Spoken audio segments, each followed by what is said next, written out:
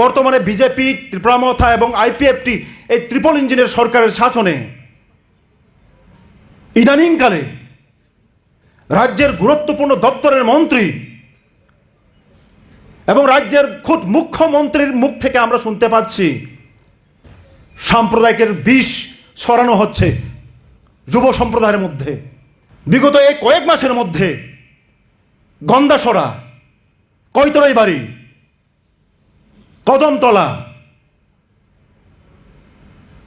এই সকল স্থানের ঘটনাগুলো আমাদের ভয়ঙ্কর একটা ভবিষ্যতের দিকে ঢাবিয়ে নিয়ে চলে যাচ্ছে। সংবিধানের নামে শপথ নিয়ে খুদ মন্ত্রী সেই সাম্প্রদায়িকতার বিষ ছড়ানোর যে দায়িত্ব নিজের কাঁধে তুলে নিয়েছে, তা নিয়ে রাজ্যের মুখ্যমন্ত্রী কুলুবেটে বসে আছেন, তু শব্দ নেই, কিছু বলছে না। আমরা ডিওয়াইএফআই-টিওয়াইকে চুপ করে বসে থাকতে পারি? আমরা ছাত্র যুব সংগঠনকে আমরা কি চুপ করে বসে থাকতে পারি?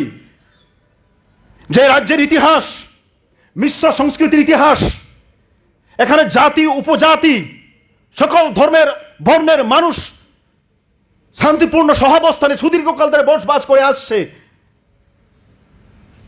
সেখানে ফাটল ধরিয়ে দেওয়ার অপচেষ্টা চলছে। তার বিরুদ্ধে আমাদের লোকের দাঁড়াতেই হবে।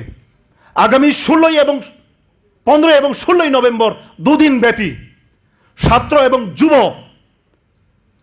আমাদের রাজ্যব্যাপী সম্প্রীতির রক্ষার দায়িত্ব নিয়ে আমাদের বিক্ষোভ মিছিল প্রদর্শন করতে হবে এবং মন্ত্রীর বিরুদ্ধে তার পদত্যাগ দাবি তুলে আমরা সারা রাজ্যব্যাপী আমরা আওয়াজ তুলব।